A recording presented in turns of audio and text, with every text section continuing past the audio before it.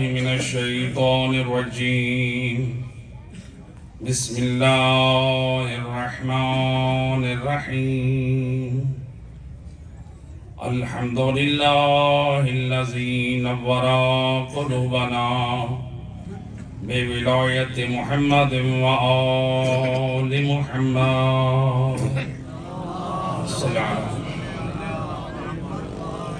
الصلاة والسلام على أشرف الأنبياء والمرسلين وخاتم النبيين أبي القاسم محمد وأهل بيته الطيبين الطاهرين المعصومين المظلومين المنتجبين الذين أذهب الله عنهم الرجس وطهرهم تطهيرا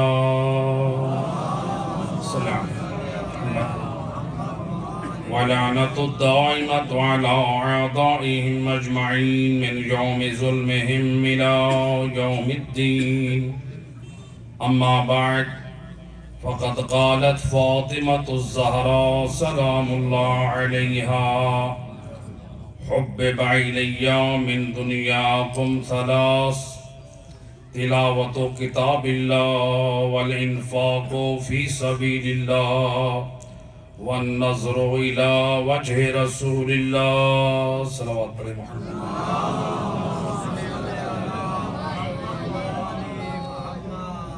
سامعین محترم، وقت کے دامن میں گنجائش بہت کم ہے. جس روایت کو موضوع قرار دیا ہے جناب سیدہ فاطمہ زہرا سلام اللہ علیہا زبان عصمت سے فرماتی ہیں حبب الیہ من دنیاکم ثلاث، اے دنیا پہ اپنے دین کا سودا کرنے والو، اے دنیا کی خاطر اپنے ایمان کو برباد کرنے والو، مجھ زہرا بنت رسول نے اگر تمہاری دنیا سے کچھ پسند کیا ہے تو وہ تین چیزیں ہیں. اللہ اکبر. ہم کہتے ہیں نا بی بی زہرا سے ہم محبت کرتے ہیں، اور بی بی کے نام پہ اپنی اولادوں کے نام رکھنے والوں، اور بی بی کے نام پہ نیازیں تقسیم کرنے والوں، آؤ ذرا دیکھو تو صحیح بنت رسول کو کتنی چیزوں سے محبت ہے. اگر ان چیزوں سے مجھے اور آپ کو محبت ہے تو پھر ہم اپنے کردار سے بتا رہے ہیں ہم بھی بنت رسول کے سچے حبدار ہیں. ایک مرتبہ ہم نے زبان سے دعویٰ کر لیا ہم بنت رسول کے حبدار ہیں. میرا دوست، یہ زبان سے دعویٰ کرنا اور ہے اور کردار سے ثابت کر میں زہرا کا سچا حبدار ہوں. کیا فرمایا بی بی نے؟ مجھے دنیا سے، تمہاری دنیا سے زہرا کو تین چیزوں سے محبت ہے. اے سیدہ، کون سی تین چیزیں؟ پہلی فرماتی ہیں تلاوت کتاب اللہ. بنت رسول کو اگر کائنات میں کوئی چیز پسند ہے تو وہ اللہ کا پاک کلام قرآن مجید ہے. میں اور آپ کو ذرا کتنا وقت دیتے ہیں قرآن کو اور کتنا بہانہ بناتے ہیں ہمیں تو قرآن پڑھنا نہیں آتا. ہمیں قرآن پڑھنا نہیں آتا. اگر قرآن پڑھنا نہیں آتا ہے قرآن سننا تو آتا ہے. قرآن سننا بھی نہیں آتا. بی بی سی کی خبریں ریڈیو پہ لگانی ہوں سننی ہو تو اس کے لیے رات کو وقت نکل سکتا ہے. ڈراموں کے لیے ٹیلی ویژن کے سامنے بیٹھنے کے لیے وقت نکل سکتا ہے. موبائل میں ٹک ٹاک اور بے حیائی اور بے غیرتی کے فحاشی کی کتنے ویڈیو کلپس ہیں، سب دیکھنے کے لیے وقت ہے. اگر وقت نہیں ہے تو ہمارے پاس تلاوت قرآن کا نہیں ہے. اور ہم کہتے ہیں ہم تو بی بی زہرا کے حبدار ہیں. اور میرا دوست اپنے عمل سے بتا تو آل محمد کا سچا حبدار ہے.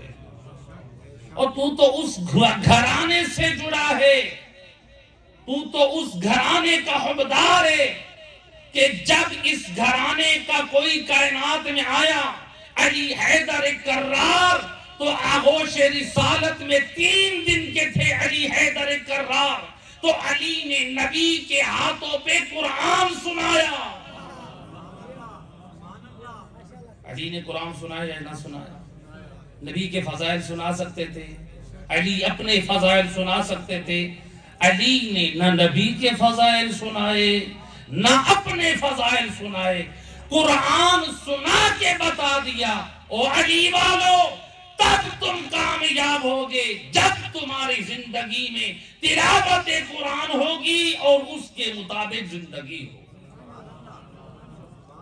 علی کائنات میں آئے تو تلاوت قرآن کرے، اور روایت ہے جس امام کا ہم انتظار کر رہے ہیں، علماء محدثین نے بڑی ذمہ داری سے روایت نقل کر رہا ہوں کہ جب امام زمان علیہ السلام کی ولادت باسعادت ہوئی، امام حسن عسکری اپنی گود میں ہمارے وقت کے امام کو جب لے کر بیٹھے ہیں، روایت کہتی ہے امام صاحب العصر والزمان نے اپنے باپ کی آغوش میں قرآن سنایا۔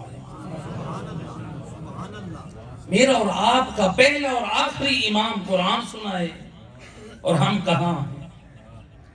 اور ذرا دیکھیں، ہم تو اس گھرانے سے تعلق رکھتے ہیں، زہرا کا لال حسین سر کٹ گیا، نو کے نیزہ پہ چڑھ گیا، لیکن زہرا کے لال نے تلاوت قرآن نہ چھوڑی۔ گویا حسین ابن علی نو کے نیزہ پہ تلاوت قرآن سنا کے بتا رہے ہیں، اور دنیا والوں آؤ، حسین کا سر تو کٹ سکتا ہے لیکن وارث قرآن تلاوت قرآن نہیں چھوڑ سکتا۔ حسین کا سر کٹ جائے تو تلاوت قرآن نہ چھوٹے۔ ذرا ہم حسین کی خدمت میں جائیں، مولا میری شفاعت کریں، میں آپ کا عزادار ہوں، میں آپ کا ماتمی ہوں، میں آپ کا حقدار ہوں۔ ہم جا کر یہ اپنی گزارشات پیش کریں، اور ادھر سے زہرا کا لال صرف یہ پوچھ لے، تو میرے ماتمی اور عزادار اور میرے حقدار، میرے زوار ہونے پہ تو ناز کرتا رہا، بتا کہ تجھ تک یہ پیغام نہ پہنچا، میرا سر کٹ گیا، نو کے نیزہ پہ تلاوت قرآن نہ چھوڑی، بتا تیری زندگی میں کتنا قرآن ہے؟ میں نے سر کٹنے کے بعد قرآن کو نہ چھوڑا، تیری زندگی میں کہیں قرآن نظر آتا ہے؟ داڑھی یا شیو تو کر کے آیا ہے، مجھے تو تیری زندگی میں قرآن نظر نہیں آ رہا۔ تیری پیشانی پہ سجدے کے آثار نہیں ہیں، مجھے تو تیری زندگی میں قرآن نظر نہیں آتا۔ تیرے اندر تو تیرے چہروں پہ وہ علامات نہیں پائی جا رہی صاحبان تقویٰ کی جسے قرآن نے بیان کیا ہے۔ بتا قرآن کے مطابق تو تیری شکل و صورت نہیں نظر آتی، تو کس امید سے میرے پاس شفاعت کے لیے آیا؟ اے حسین کا حقدار، اپنے کردار سے بتا میں حسین والا ہوں۔ یہ نہ کہ مجھے مولا حسین بخشوا دیں گے، بے شک حسین نے بخشوانا ہے۔ اگر حسین نے بدعملی کی وجہ سے بخشوانا ہوتا تو پھر حسین کا لال علی اکبر بھی نمازی نہ ہوتا۔ علی اکبر نے نمازیں چھوڑی، کہتے تھے میرے بابا تو جنت کے وارث ہیں، مجھے سجدوں کی ضرورت نہیں ہے، ذرا پڑھ تو صحیح۔ حضرت علی اکبر وہ ہیں جو نماز شب بھی نہیں چھوڑتے تھے، اور ہم حسین کے نام پہ اس نمازیں چھوڑ، ہم علی کے نام پہ سجدے چھوڑ۔ کتنا ہے ہماری زندگی میں قرآن، کتنا ہم قرآن سے تمسک رکھتے ہیں۔ اور آج دیکھیں، آج لوگ کیا کہتے ہیں، عام طور پہ میری قوم کے جوان کہتے ہیں کہ بھلا ہم کس کی مانیں؟ ہم تو بہت پریشان ہوتے ہیں، علماء خوش کہتے ہیں، خطباء خوش کہتے ہیں، ذاکرین خوش کہتے ہیں، کس کی مانیں؟ میں ایک جملہ کہا کرتا ہوں، میرا دوست تو کسی کی نہ مان، تو اس قرآن کی مان، اور جس قرآن کو نو کے نیزہ پہ زہرا کے لال نے سنایا، تو قرآن کی مان۔ اور سید الرسل فرماتے ہیں اذا اشتبہت تم لوگوں پر ایسا زمانہ آ جائے جب فتنے تم میں اتنے مشتبہ کر دیے جائیں جیسے رات کی تاریکی میں تمہارے لیے راستہ تلاش کرنا مشکل ہو، تمہارے لیے ہدایت کا راستہ تلاش کرنا مشکل ہو۔ رسول اللہ فرماتے ہیں علیکم بالقرآن، پر فتنے دور میں ہدایت چاہتے ہو تو قرآن کا دامن پکڑ لو، قرآن کا دامن پکڑو۔ اور سید رسول نے اپنی عظیم تعلیمات میں فرمایا، کیا ضمانت دی جنت کی کن لوگوں کو؟ فرماتے ہیں من تعلم القرآن، جو قرآن کو سیکھے، وعلمہ، اور دوسروں کو بھی قرآن کی تعلیم دے، وعمل بما فیہ، اور قرآن میں جو اللہ نے حکم دیے ہیں اس پر عمل بھی کرے، سیکھے بھی صحیح، سکھائے بھی، اور جو قرآن میں ہے اس پہ عمل بھی کرے۔ انا سائق لہ الی الجنہ ودلیل الی الجنہ۔ سید رسول فرماتے ہیں او میرا امتی، او میرا کلمہ گو، قرآن تو سیکھ، قرآن لوگوں کو تو سکھا، قرآن پر عمل تو کر، میں نبی ضمانت دے رہا ہوں میدان معاشر میں لوگ حیران پریشان کھڑے ہوں گے، میں رسول تجھے میدان معاشر سے جنت کی طرف لے جاؤں گا اور جنت کا راستہ دکھاؤں گا۔ سید رسول ضمانت دے رہے ہیں، لیکن پہلے قرآن کو سیکھنا ہوگا، قرآن کو سکھانا ہوگا، قرآن پہ عمل کرنا پڑے گا۔ ہم لوگوں نے تو یہی سمجھ لیا، صلوات پڑھے محمد و اہل بیت محمد۔ ہم لوگ کیا سمجھتے ہیں؟ ہم لوگوں نے یہ سمجھا ہے کہ قرآن دلہن کو گزارنے کے لیے، ایسے کہ نہیں، پیسے چور سے بچانے کے لیے، جھوٹی قسمیں اٹھانے کے لیے ہم سمجھتے ہیں قرآن اس لیے نازل ہوا ہے۔ اور اگر میں ایک مثال دیا کرتا ہوں، دیکھیں، آپ میں سے کوئی پسند کرتا ہے کہ چھوٹے معصوم بچے کو قرآن دے دیں؟ دیں گے؟ نہیں دیں گے۔ اگر کوئی پاگل آ جائے اس کے ہاتھ میں قرآن دیں گے؟ دیں گے یا نہیں دیں گے؟ کسی کے ہاتھ میں نجاست لگی ہے قرآن دیں گے؟ کافر آ جائے قرآن، مشرک آ جائے قرآن دیں گے؟ کیا چور سے بچانے کے لیے جو آپ رکھتی ہماری عورتیں پیسے، تو عمل سے کیا بتاتے؟ چور کا تعلق قرآن سے؟ اب ذرا ماشاءاللہ پڑھے لکھے سمجھدار دیندار نمازی لوگ ہیں، آپ سب کہہ رہے ہیں بچے کا تعلق، جو چھوٹا بچہ ہے اس کا تعلق قرآن سے، پاگل کا تعلق نہیں ہے، جو نجاست سے آلودہ ہے اس کا تعلق قرآن سے، مشرک اور کافر کا تعلق قرآن سے، چور کا تعلق قرآن سے۔ میرا دوست ذرا غور کر، اب میں اور تو کہاں کھڑے ہیں؟ اگر ہماری زندگی میں قرآن نہیں ہے، کیا ہم نادان بچے ہیں؟ کیا ہم پاگل ہیں؟ کیا ہم گناہوں سے اس قدر نجس ہو چکے ہیں؟ کیا ہمارے عقائد و نظریات اس قدر منحرف اور کافرانہ اور مشرک ہیں جو ہماری زندگی میں قرآن نہیں ہے؟ کیا ہم دین کے چور ہیں؟ ابھی آپ نے خود کہا چور کا تعلق قرآن سے نہیں ہے، کافر کا تعلق قرآن سے نہیں ہے، نجس شخص کا تعلق قرآن سے نہیں ہے۔ جس کی زندگی میں قرآن نہیں ہے وہ ذرا اس مجلس میں اپنا محاسبہ کر کے جائے، پھر میں کہاں کھڑا ہوں؟ کہ میرے عقائد کافرانہ ہیں؟ اور میرا دوست صرف لا الہ الا اللہ محمد الرسول اللہ پڑھنا ہمارے اوپر فرض نہیں ہوا تھا۔ الاسلام ہو تسلیم، اسلام نام ہے، جس اسلام کا کلمہ پڑھا ہے اس کی تعلیمات کو مکمل اپنا، اسی کا نام دین ہے۔ اسلام یہ ہے، ہم نے کہا کہ ہم نے کلمہ پڑھ لیا ہم تو ہو گئے پکے مسلمان، ہم نے علی ولی اللہ پڑھ لیا ہم تو ہو گئے پکے مولائی۔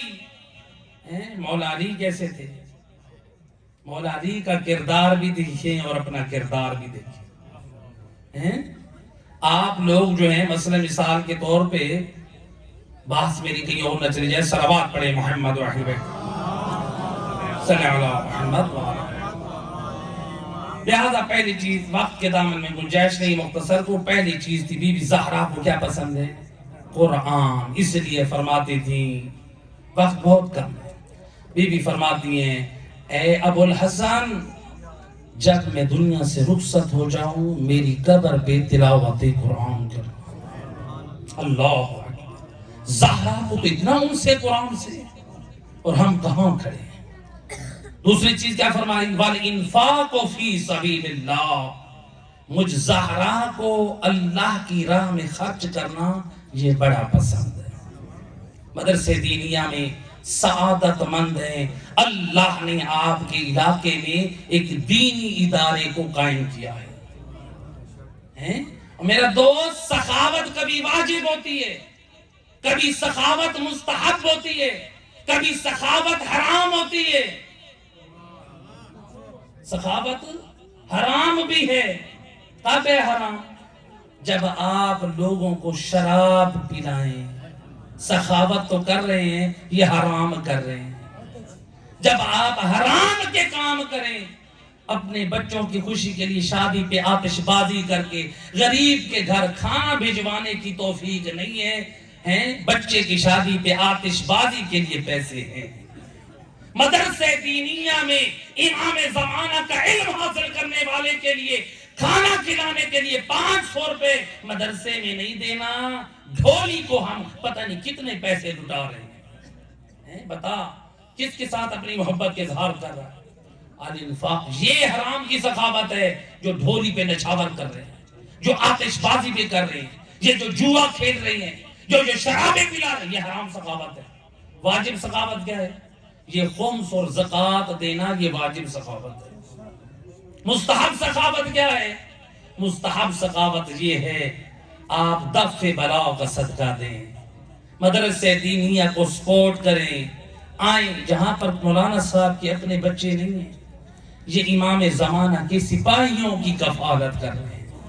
اور رسول اللہ فرماتے ہیں جو شخص کسی دینی طالب علم کو 1 درہم سے مدد کرتا ہے، پروردگار اس کو یہ اجر دیتا ہے جیسے اس نے میدان احد میں علی کے ہاتھ میں تلوار دی.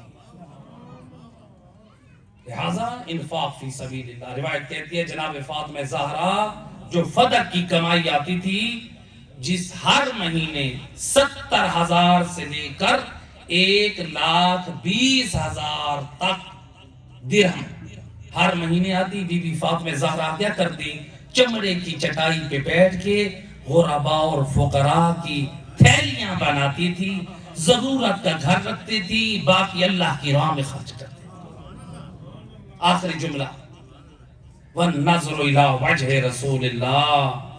مجھ زہرا کو رسول کی چہرے کی زیارت بڑی پسند ہے. میں قربان کتنی پسند تھی. بی بی عائشہ کہتی ہے کہ ایک مرتبہ میں مسائب کی طرف آ رہا ہوں، بی بی عائشہ کہتی ہیں، زوجہ رسول کہتی ہیں کہ جب کبھی جناب زہرا دروازے پہ آتی نا، کیوں آتی؟ رسول کی زیارت کے لیے. جب جناب زہرا آتی نا، نہ جانے کیسے معلوم ہو جاتا رسول اللہ کو، دروازے کی طرف دوڑ کر جاتے اور سید رسول جب دروازہ کھولتے بنت رسول ہوتی، جناب زہرا کا استقبال یوں کرتے، اپنے ہاتھوں ان کے ہاتھوں کا بوسہ لیتے، بی بی زہرا کی پیشانی کا بوسہ لیتے اور پھر انہیں آ کر ادھر بٹھاتے جہاں خود بیٹھے ہوتے. میں پوچھتی یا رسول اللہ آپ کو کیسے پتا چل جاتا ہے کہ آپ کی لخت جگر زہرا آپ کی زیارت کے لیے آ رہی ہے؟ فرماتے تھے او میری زوجہ، جب زہرا اپنے گھر سے نکلتی ہے نا، خدا ادھر سے ایک ملک کو بھیجتا ہے، جا میرے حبیب کو بتا تیرے دروازے پہ بطول آ رہی ہے، جا میری کنیز زہرا کا استقبال کر. اجرکم علی اللہ زیادہ رہو. ہے جس بی بی کا استقبال سید الانبیاء کرے، اجرکم علی اللہ زیادہ رہو. وہ دروازہ علماء اہل سنت نقل کرتے ہیں 9 مہینے نبی اس دروازے پہ کھڑے ہو کر ہر نماز سے پہلے آئے تطہیر کی تلاوت کر کے دنیا والوں کو بتاتے، اور مسلمانوں اس وقت تک نمازیں کام نہ آئیں گی اور جب تک زہرا کے دروازے کی قدر نہ کرو گے۔ اجرکم علی اللہ۔ اور اسلام کی تعلیمات ہیں، جب کوئی اس دنیا سے رخصت ہو جائے نا، 3 دن تک اس کے گھر میں کھانا پہنچاؤ، اس کے گھر میں پانی پہنچاؤ۔ میں پوچھنا چاہتا ہوں، ہے نبی کے بعد مسلمانوں نے کیا نبی کی اس سنت پہ عمل کیا؟ بڑی ذمہ داری سے روایت نقل کر رہا ہوں۔ روایت کہتی ہے 3 دن تو نبی کا جنازہ گھر میں پڑا رہا، اور جس رات کو نبی کا جنازہ دفن ہوا، اے اس کی اگلی صبح، اے ابھی تو نبی کا کفن بھی میلا نہ ہوا، پہلا دن ہے اور نبی کو دفن ہوئے، اے مسلمان آئے زہرا کے دروازے پہ، اے اجر رسالت دینے، اے کیسے آئے تھے؟ سنو گے عزادارو، اللہ میں انصاری نقل کرتے ہیں، اور جب مسلمان آئے نا، یہ خالی ہاتھ نہیں آئے، اور کسی کے ہاتھ میں تازیانہ، اور کسی کے ہاتھ میں آگ ہے، اور کسی کے ہاتھ میں لکڑیاں۔ اے مسلمان دیکھتے، وہ کہتے شاید یہ مسلمان میدان جنگ میں جا رہے ہیں، لیکن کیا خبر، اور یہ مسلمان اس دروازے پہ آ رہے ہیں، اور جہاں بنت رسول رہتی ہے، روایت کہتی ہے ایک شکی نے آئے دروازے کو آگ لگائی۔ اجرکم علی اللہ زادارو، روایت کا ضامن ہو، شیخ عباس سے کمی نقل کرتے ہیں، ایک ظالم اور جو دروازے کو دھکا دے رہا ہے، جلتا ہوا دروازہ بطول پر، اور بی بی در اور دیوار کے درمیان، یہ کہتا ہے، اس نے شام کو خط لکھا، شام کی طرف خط لکھ کے کہتا ہے، اے فلاں، اور جب میں نے بنت محمد پہ دروازے کو دھکا دیا، اور میں نے اپنے کانوں سے اور رسول زادی کے رونے کی اور اس کے چیخنے کی آواز سنی، اے جو کہہ رہی تھی، یا ابدا احاکذا یفعلو بحبیبتک، بابا آذرا دیکھ، اور مسلمان اور بنت رسول کو کیا اجر رسالت دینے آئی ہے۔ الا لعنت اللہ علی القوم الظالمین۔